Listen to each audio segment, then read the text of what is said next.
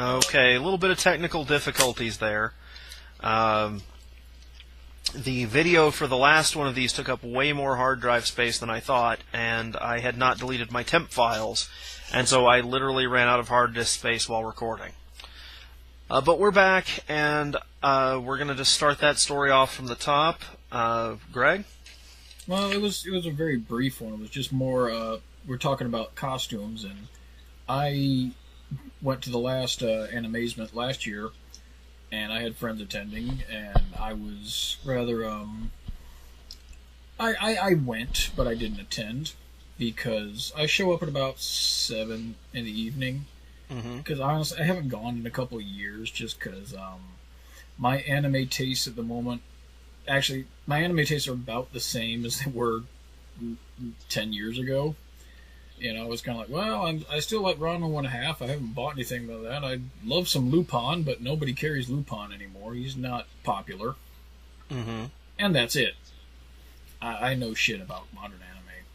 But I was going to the convention, and I show up there, and I'm like, well, I might want to pop into the dealer room. I'll pay for a day pass and pop into the dealer room and see some of the costumes, because there was some amazing costume work going on. I'm really impressed with what's being put out there. And then I looked at the prices. I don't know if this is normal, but it was a day pass. $45. Dang. For one day. Saturday, 9 a.m. to 9 p.m. I showed up at 7 p.m. I don't know if that's normal. I would hope not. You go to Botcon, not to sound like we're shilling for them, it's like a $9 or something like that for a day pass as an adult. Yeah, it's not terribly expensive. I mean, even the local cons I go to, I mean, most of them, you'll look at $20, $25 for a weekend, for a day pass, $30 for a weekend pass. Yeah. I mean, now, even then, you know, I show up at 7 p.m. Can't you give me? Can I get away with $10? Wouldn't have been worth it. Yeah. I wasn't exactly swimming in money at the time either, so it was more of a curiosity. But one of the things that I do like about conventions, this is less a story and more just a general observation, is that every convention has its own character to it. JoeCon is very different from BotCon. Oh, yeah. We don't really have any fun stories about that except for how tiny the panel room was. Well, the panel room was decent sized. The number of people in it, when we did actually have a panel there, because we'd written a comic that year, was... Yeah, it was for one of the Joe comics that we wrote, and it's just, the Joe fandom is... I have a feeling that was common. I have a feeling that that's how every panel goes there, honestly. Right, well, we talk about BotCon being really merch-driven, and JoeCon is super merch-driven, because it's almost just a trade show in certain ways. Because everybody's there to buy figures and accessories, and oh my goodness, are their custom figure people amazing. I would say a good third, okay, maybe not a third, I'd say maybe a fourth of the dealer spaces are people who are making add-on accessories and parts. Yeah, they've got that universal figure, the two universal figure styles, and the people who can make those custom parts, they make everything. I mean, what was it? Was it called Marauders or something like that? I think that was the one where I bought the Megatron pistol. You get a 3-inch G.I. Joe scale RoboCop pistol, the Space Marine gun from Aliens, this kind of stuff. I got a Megatron I got a Megatron for one of my Cobra Commanders to hold, and I got, just because they were, 2 for $1 or something like that. The other thing I got was an Alien Pulse Rifle. Yeah. Just 'cause. But they even G.I. Joe scale laptops, foot lockers, chairs, just random crap to put in a diorama, and yeah, wow, not third part. I'm not going to get into a third party thing, but I mean, this was just a massive table full of sorted accessories. Yeah, and custom made accessories, and the craftsmanship you have to admire. You really do. But Yeah, it's sort of like how the art gallery at JoeCon is mostly dioramas, which you don't see most places. You don't see it at BotCon, at least. You don't see too much 3D stuff at anime cons either, from what I've seen. I could be wrong. Yeah, but it's a lot more. It's like you go to like everything that's in Tulsa, even if they call it Trek Expo, is technically it's whatever the hell. Yeah, they're general cons because Tulsa's an okay market, but we're one of those test markets, so we get the McRib and stuff like that, but we don't really get a huge. You can't really make your convention sizable and specific. I think we have had a Doctor Who convention in the past, but even then I would not be surprised if it was just more general use once you got through the door. Yeah. But even then, crap, even BotCon, you got a lot of dealers who just carry a bunch of 80. I mean, I know there's at least one dealer. They're there every year. They're just this massive T-shirt cube. Yeah. Massive T-shirt cube. That's what I shall refer to them as. They're just the massive T-shirt cube. Yeah, that does have a fun little story that goes along with it as well. Really? Remember, a couple of years back, they started carrying the. I don't think they were licensed, but they were Transformer faction hockey jerseys, and there was. Yeah, there was and they were both. They were Autobot and Decepticon symbol, and then C85 and D85. And 85, I guess, was supposed to be the year they thought it came out or something? Or? Right. It was. They thought it was 85. It came out in Japan in 85. Yeah. It came out in Japan in 85. I guess that's what they were shooting for. Right. But there was the... Yeah, because Cybertron, not Autobot. Cybertron, Destron. Yeah. Right. The funny thing is, D85. And again, this is playing to... excuse me. The Transformers trivia buff. This is playing to the Transformers trivia buff and the convention stereotype. Because D85 is Blot. The TerraCon Blot. In Japan, they number all the releases. Cybertron, Destron, everybody has a number. It makes it... In the early 90s, it made it really easy for me to find Japanese stuff on eBay, because nobody could read Japanese, but you could read the number really well. Mm-hmm. But yeah, Blot, the disgusting nose monster... that's constantly dripping and stinks. And does not bathe. whose text back gives him the entire character of he's gross and does not bathe. And I was like, oh, ouch. That's not good. Do your research. Research, yeah. Research. But this actually lets me segue into the story that inspired all this. Mm-hmm. Or at least kind of got me going, you know what, Trent, we should talk about convention experiences, because it does end in bathing, sort of. Oh dear. Well, okay, this was BotCon 1998, I believe. Okay. It was either 98 or 99, because it was... Let's see, 97 was... No, this was 97. Yes, this was 90. This was the first time when the original founders formed 3H. Because I remember it now. I remember something very specific to that convention. We're having a good time. That weekend was also the weekend that the Wu-Tang Clan was in concert, and I don't remember if the Wu-Tang Clan themselves were staying at the hotel. But a lot of their fans were. Now, this actually didn't lead to any... There weren't any problems. And people who have heard the Nash story about GhettoCon, there were no drive-by shootings. There were no pimps and hoes and all that. It was, by and large... Not that there haven't been BotCons where there were not pimps, where there... Oh, there have been pimps and hoes, yeah. Yeah, but that was an interesting year. Just wandering around the dealer floor gives a new reason. It gives a new meaning to the phrase dealer room. It really does. Not case fresh, I can tell you that much. Oh yeah. But that was the year. I mean, the Wu-Tang Clan were having a concert the same night.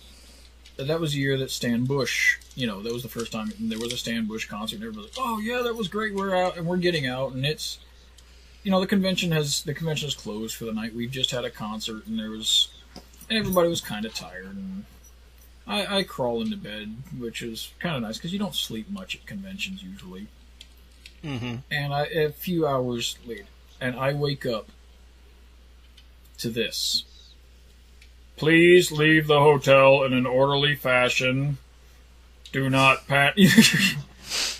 the light is going beep, beep, beep, and there's burp, burp, burp. And there are a few things that will wake you up quicker than that. I have been told that I am notorious for for being hard to wake up. And you are. I know for a fact that I can set my phone, which is now my alarm clock, on the other side of the room. I know for a fact that I have gotten up and walked back to bed without waking up. Mm-hmm. But I'll be damned if I wasn't wide awake right then and there. Mortal peril puts you in kind of puts a little spring in your step. The only thing I did was I grabbed my car keys and my wallet right off the bed. Well, I grabbed my glasses so I could see. I grabbed those. Everybody else who was in the room with me was just like, shit!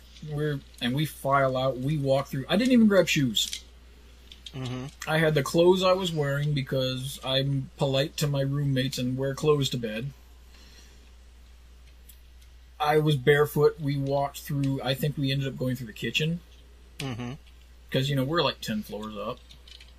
Down the stairs, and through the kitchen, through a parking deck, and there was no fire, ultimately. There was no fire. Somebody had pulled the alarm. And I get back up eventually after about an hour, and I'm realizing it's colder than I thought it was going to be. I mean, I saw people standing out there, and they had these big tubs full of toys. Like, and I'm just sitting there thinking, you fucking morons. Okay, we made it out. But still, I don't care about that. I had bought stuff that year, and I didn't care. It was like, it can burn. I don't care. I want out. I want to save my ass. I just hope the garage didn't burn, so my car is okay. Life over merch. Yeah. Yeah. But, and eventually we're cleared to go back in. There's no fire. We're cleared to go back in. I look up, and my feet are like tar black on the bottom. And so I spend the better part of an hour with my feet in the tub, kind of wash. Oh, that's not working. Wash, that's not working. Eventually crawling into bed. And the next morning, we find out that, oh yeah, it was the Wu-Tang Clan. The Wu-Tang Clan fans had a bit of a party in the hotel.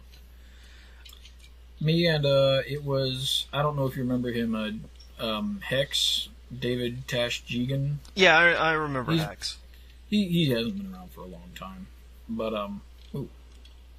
ear itch. But we both woke up and elevators were being funky. Imagine that. So we ended up, just because we found a service elevator, which we probably should not have gotten onto, but we did. But it stopped at the 3rd floor. We get out. The first thing we notice is the stench of pot smoke. Mm-hmm. Mixed in with a few other stenches. The 3rd floor is trashed. This is the floor that had the workout room and access to the pool. There's just shit all over the floor. There's broken glass. There are questionable substances and papers. We're looking a couple of the windows to the weight room have been shattered. We look out. The weight room is right next to the outdoor pool. They had drained the pool. And with a little inquiry, we found out that they were trying to fish some of the weight equipment out of it. Oh. I'm talking the big Nautilus shit, the big... Oh, like the machines. The machines. They didn't throw, like, the free weights out. No, they were fishing some of the big equipment out of the pool. This was a once in a lifetime. We'd also heard that the police had insinuated to the Wu-Tang Clan, maybe y'all should leave town. Just a suggestion. Well, I'm sure amazing. that the fine folks at the Holiday Inn or whatnot were not terribly pleased. I don't remember what hotel it was, and I don't really feel inclined to go looking up. I mean, it was a nice hotel. Yeah. That's one thing about Botcon. Odds are you're not gonna go to a little crap mall. Hello, Hoshi. You're being a spaz. You're being a pest. Please don't. Yeah, it was just astounding, but it did lead to possibly, for me at least, one of the greatest moments of improv during a presentation. As we mentioned before, I don't know how many people know this, we are involved with a thing called MSTF, which we say is called Mocking Some Transformers, which is basically riff track / Mr. Science Theater. Dog! Ah! He is rotating my chair with the strength of his, come pay attention to me. We do this, and basically we pick, that year, this was the first year we'd done it. The convention goers, I knew the Hartman, John and Carl, and we'd mentioned, doing this thing as an organized thing, something scripted, rather than just having people screaming at the screen. Right. We let other people scream at the screen later. But so this was the first year we did that, and we are, of course, showing the Transformers the movie, the 1986 movie. And it goes about as well as can be expected, as in, we're all new at this. And frankly, as I looked back on the script, there's a reason we completely redid it just a few years ago, because I didn't think it was all that funny. But people seem to like it, and we've been doing it most years ever since. But this first year, you know that scene when Hot Rod and Cup are jailed on the planet of the Quintessons? And I don't remember what the original joke was. But there's that long shot. There's that pan shot where they look at the cell, and there's like the bodies of and just scrap and the bodies of robots. And I just blurred out into the mic, "Oh my God, it's the third floor of the Holiday Inn." And the room explodes. Oh, well, there was no pre-planning. It was just all of a sudden, oh my, and just the room dies. I mean, I think there's about 3 minutes of people just peeing themselves laughing. Because I think quite a few people ended up on the third floor. Mm-hmm.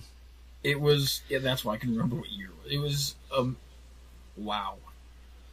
There was, I don't think there's ever been a joke in the MSTF that topped the reaction of that one. There's been some. I'm pretty sure that that Doug Delenn's milk rant probably came close. Very close. Because Very close. That shut down the other performers. But yeah, there's a convention experience that not a lot of people get. Being evacuated from the building at like 3 a.m. Yeah, that was a memorable BotCon, I'll tell you that. I hope I never have to do that again. I am a cranky monkey if I don't get enough sleep. Oh yeah. But yeah, we've been doing this now for about an hour, both parts, sum total. So I'm going to say we probably need to call it. We're going to keep doing these as long as people keep watching. Yeah. If anybody has have we actually set up like a reply to email for Rangoon? We have isleofrangoon@gmail.com. Okay, I would like to say if anybody has really fun convention stories, Yeah, I'm willing to entertain them. You can share them down. I'd like to hear them. You share them down there, or you can send them to us an email, and maybe we'll read some of the funnier ones. Yeah, and feel free to leave video responses if you've got your own. Oh yeah. Just to say, don't let the threat of Wu-Tang Clan. Motherfuck! Yeah, I cannot say Wu-Tang Clan fans for the life of me. It's the Amazing Chan Clan, as far as it's the Amazing Chan Clan now. It's you speak English good. Yeah, me am talk nice. Bizarro am number one. Jesus, dog. Totally spaz out. Yeah, it looks like you probably need to deal with Hoshi, or he might need to go for walkies. Yeah. Okay, so this is Trent. Yeah, share the stories. Don't let our tales of destroyed hotel rooms and the unbearable loneliness of being scare you away from going to a hotel, going to a convention. Oh. You'll die alone in a puddle of your own urine. Oh. Don't let that scare you. Check out the convention. See us at the ones we're at. Yep. Botcon into this month. And, I'm Trent. Greg. Boomshanka. What does it matter, for we are born astride the grave. Good night, everybody.